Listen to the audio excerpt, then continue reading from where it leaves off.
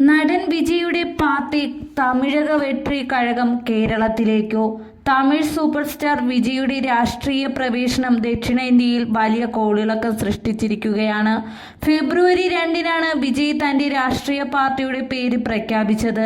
തമിഴക വെട്രി കഴകം എന്ന പേര് ഔദ്യോഗികമായി പ്രഖ്യാപിച്ചതിനൊപ്പം താൻ അഭിനയം നിർത്തുകയാണ് എന്ന സൂചനകളും താരം നൽകിയിരുന്നു.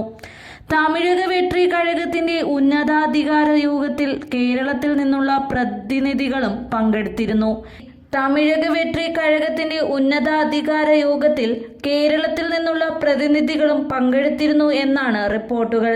കേരളത്തിന് പ്രത്യേക പരിഗണന നൽകിക്കൊണ്ടുള്ള നീക്കങ്ങളാണ് വിജയ് നടത്തുന്നതും. തമിഴ് കഴിഞ്ഞാൽ താരത്തിന് ഏറ്റവും കൂടുതൽ ആരാധകരുള്ള സംസ്ഥാനം കേരളമാണ്. അതുകൊണ്ട് തന്നെ തമിഴ്നാടുമായി ചേർന്ന് കിടക്കുന്ന കേരളത്തിന്റെ ഭാഗങ്ങളെ കാര്യമായി പരിഗണിക്കുവാൻ തന്നെയാണ് വിജയുടെ തീരുമാനമെന്നാണ് സൂചനകൾ. കേരളത്തിന്റെ അതിർത്തി ഗ്രാമങ്ങളിൽ തമിഴക വെട്രി കഴകത്തിന് മികച്ച വേരോട്ടം ഉണ്ടാകുമെന്നാണ് വിലയിരുത്തപ്പെടുന്നത്. വിജയ് ആരാധക സംഘം കേരളത്തിലും ശക്തമായതിനാൽ അതുവഴി സംസ്ഥാനത്ത് പാർട്ടിയെ മുന്നോട്ട് കൊണ്ടുപോകുവാനാണ് ശ്രമം നടക്കുന്നത്. ഇതിനായുള്ള നിർദ്ദേശങ്ങൾ ഏകദേശം എത്തിക്കഴിഞ്ഞു. സംസ്ഥാനത്തെ ഭാരവാഹി തെരഞ്ഞെടുപ്പ് കഴിയുന്നതോടെ സജീവമായി തന്നെ തമിഴക വെട്രി കഴകം പ്രവർത്തനങ്ങൾ ആരംഭിച്ചേക്കുമെന്നാണ് സൂചനകളും.